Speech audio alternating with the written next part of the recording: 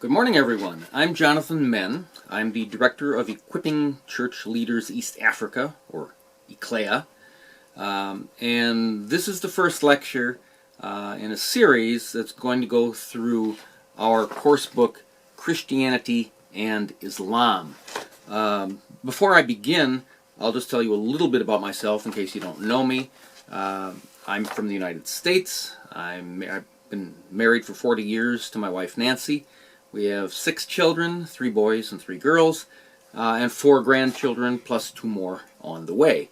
For most of my professional life, for 28 years, I was a lawyer practicing law and trying cases here in the U.S., but God knows our end from our beginning.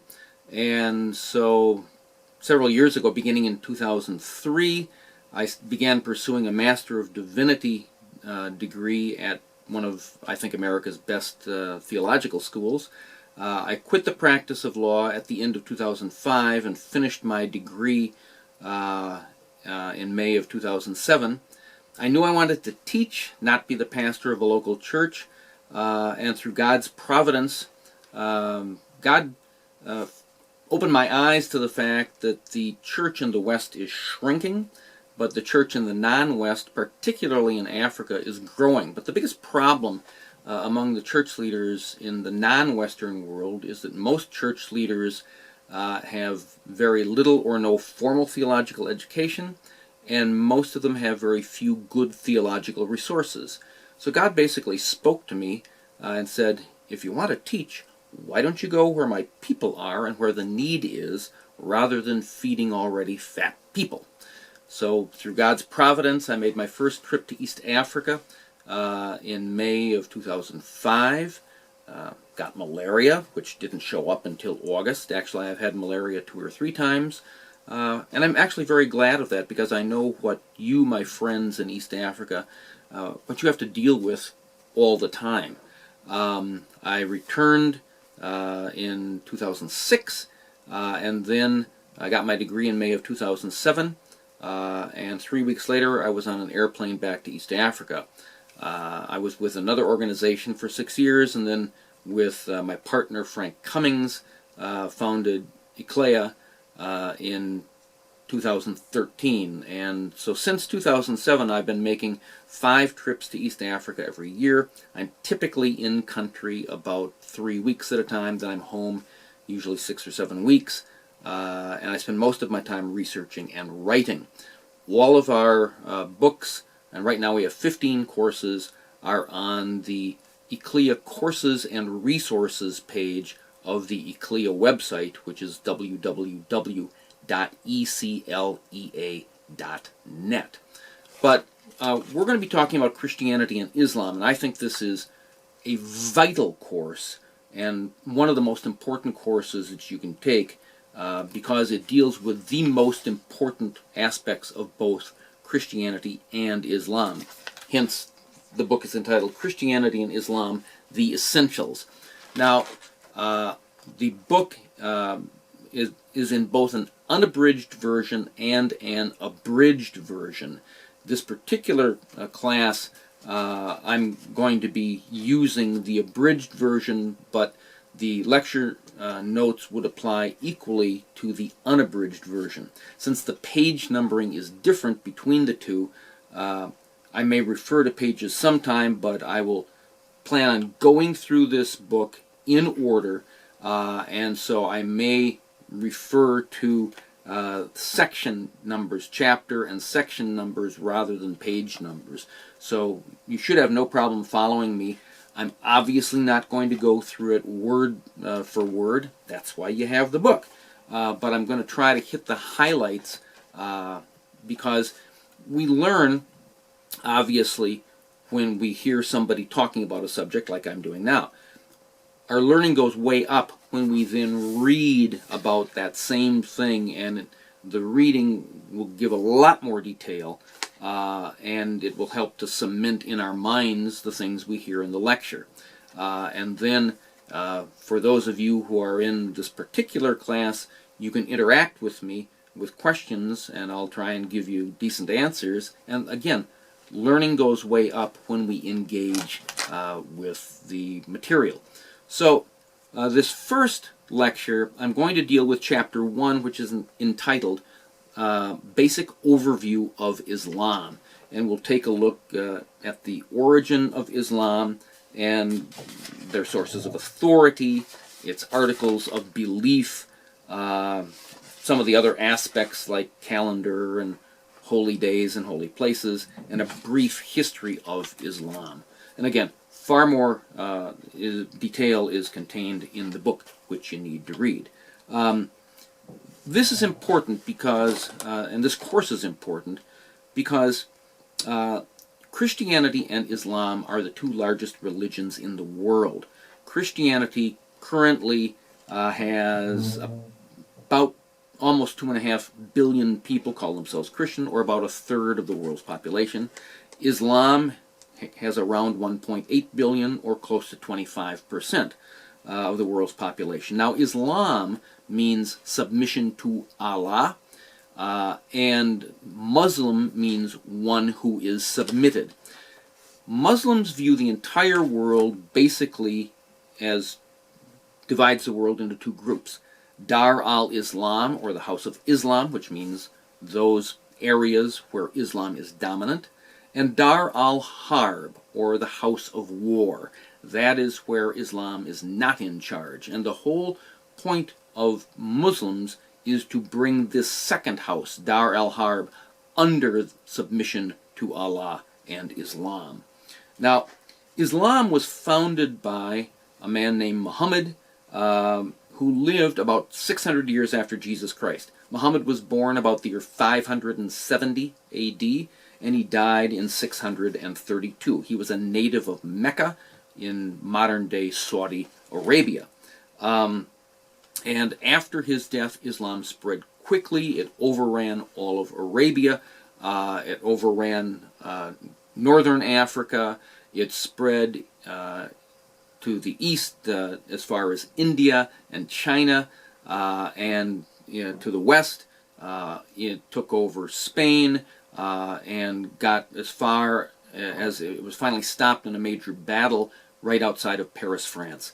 And so it has been spread by the sword from the very beginning and continues that. Now, currently, there are 57 countries in the world that have Muslim majorities, and Africa is interesting because Africa is the most Christianized continent in the world, and it is also the most Islamized continent in the world. And as I see it, Africa is the prime meeting point between Christianity and Islam.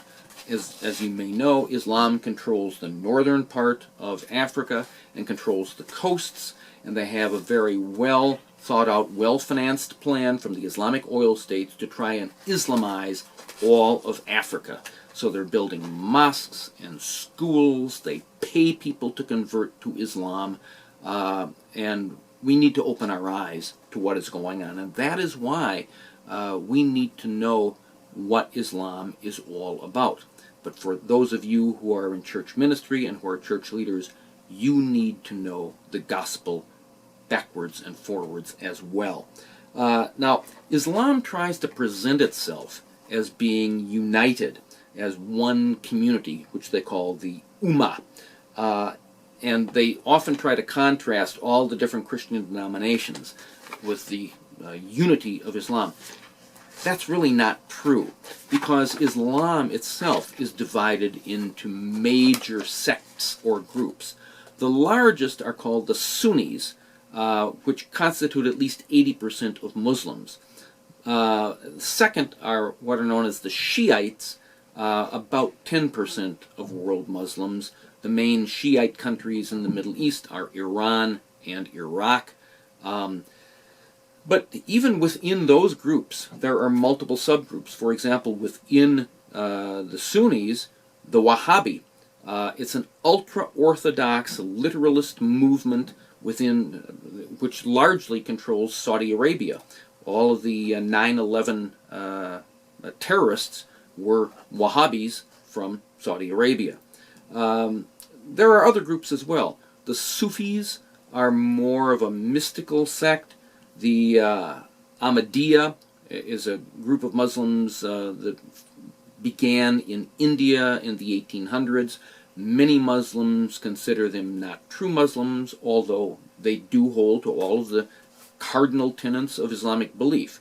But something for our purposes, for those of you particularly in Africa, there's what is known as folk Islam. It's not a separate sect, but folk Muslims are kind of like nominal Christians. And folk Muslims, they believe in Islam, they may read the Qur'an, but they also kind of, they may do things to appease their ancestors, they may visit witch doctors, so they kind of join traditional African religion or other beliefs to Islam. And actually it's been estimated that anywhere from about 70 to 85% of all Muslims in the world, particularly in Africa and in Asia and in South America, are influenced by folk Islam. Now, what are the basic beliefs of Islam? Well, first let's take a look at their sources of authority. The number one authority, of course, is the Qur'an. The Qur'an was, according to Islamic belief, we will discuss this later on in another lecture, but they believe that the Qur'an was given directly from Allah through the angel Gabriel to Muhammad over the last 22 or 23 years of Muhammad's life. It was given in Arabic, but now there are multiple translations, so it's been translated into English and multiple versions, translated into Swahili and all the other major languages of the world. And so it is considered to be the very word of Allah. It's divided into 114 surahs. Now, a surah is not exactly like a chapter, as we might have a chapter in a book or a chapter in the Bible, because in a chapter there's a basic storyline or point of that chapter. In the surahs, they each have a title, but there'll be a few verses which are called ayah. They'll be talking about one thing, but then it might skip to an entirely different subject. So it's very difficult to follow a flow of thought throughout a surah. Now, one of the things that we will see, and it's in the very last page of the abridged version of this book, Appendix A. It's also Appendix A in the unabridged version, is the chronological orders, the order of the surahs. In other words, there are 114 of them, but number 1 was not the first one given to Muhammad. In fact, I list the chronological order. The first one given to Muhammad is Surah 96. The second one given to him was Surah 68. The third one was set number 73. So they're arranged not in the order they were given. Why is this important? It's important because, as we will see later on when we discuss the Quran in more detail in chapter 5, there are multiple contradictions between various statements in the Quran, and they have developed to try to deal with this what's called the doctrine of abrogation. In other words, verses given later in time, if there are contradictions, they supersede or abrogate earlier ones that contradict it. Now, this is very important because many Muslims, particularly in the West, will say, oh, Islam is the religion of peace. And there are some peaceful verses in the Quran. The problem is, all of those peaceful verses, as we will see, were given early on. And so they've all been abrogated by the warlike verses that came later. So the first source of authority is the Quran. Second main source of authority for Muslims is what's called the Sunnah, which is the life, the sayings, the examples of Muhammad himself.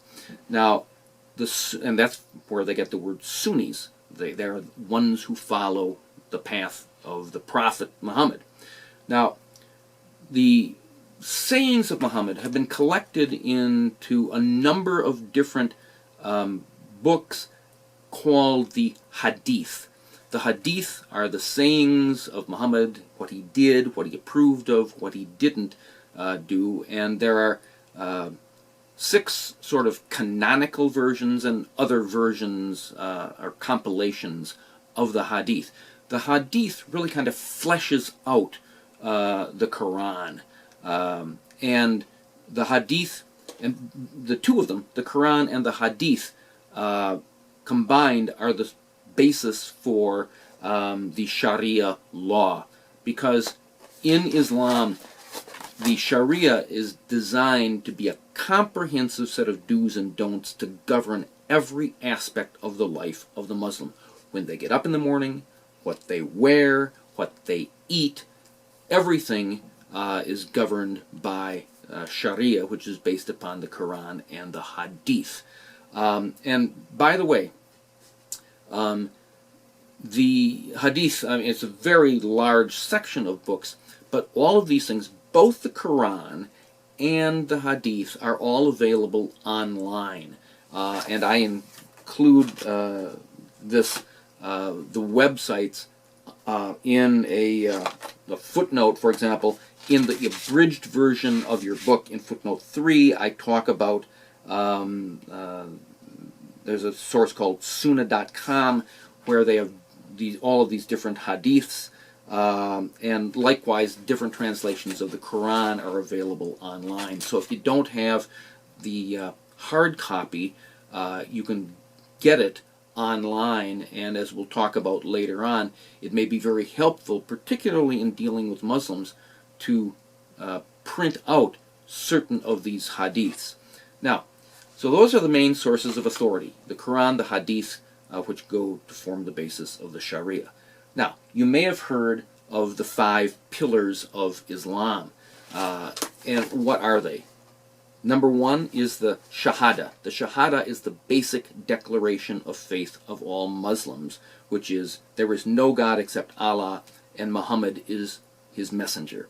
Second is the Salat, which is every day 5 ritualized prayers from early morning, sunrise, until the evening.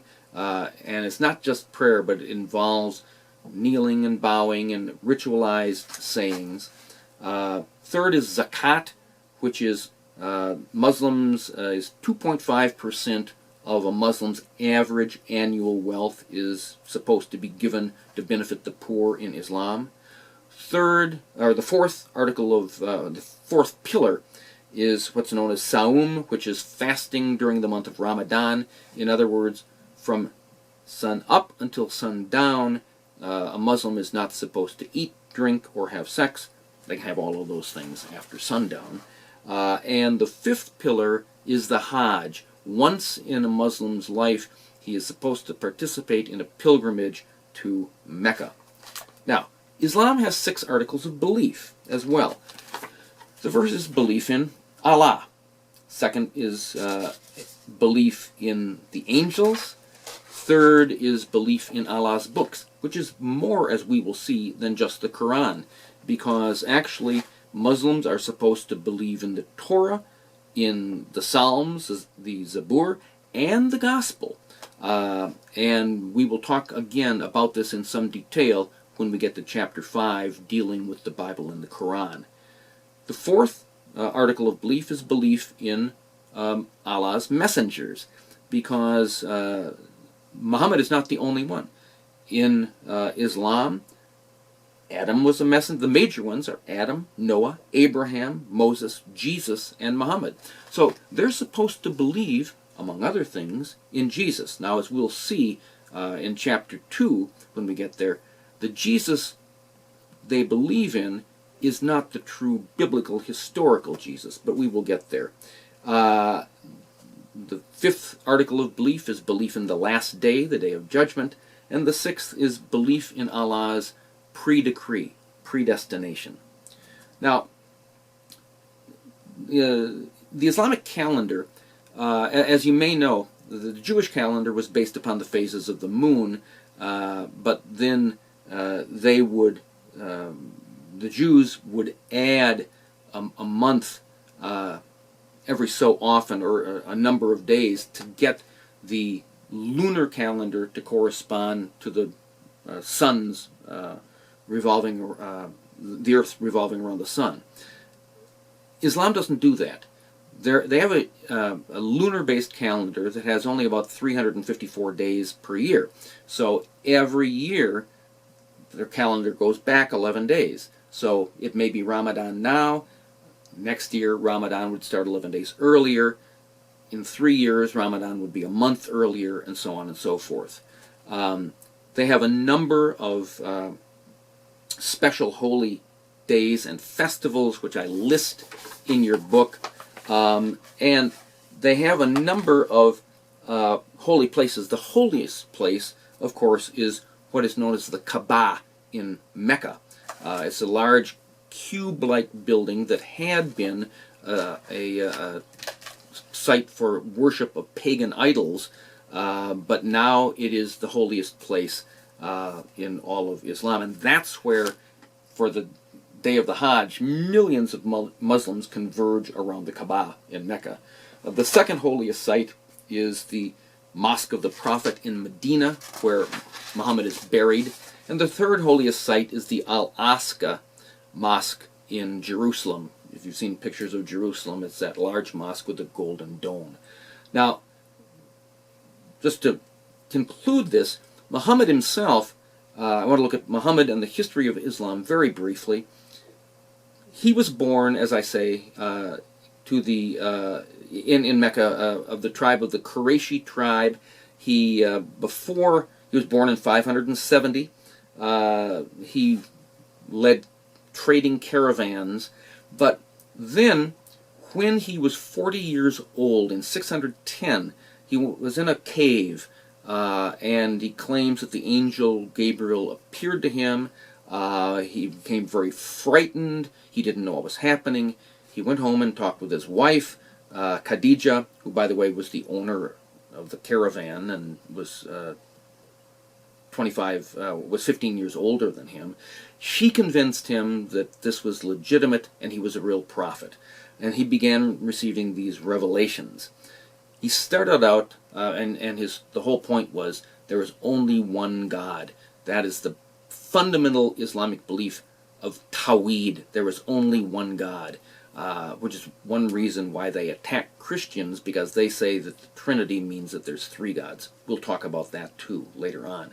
But so he began preaching Islamic monotheism, and first started out very small and faced some persecution.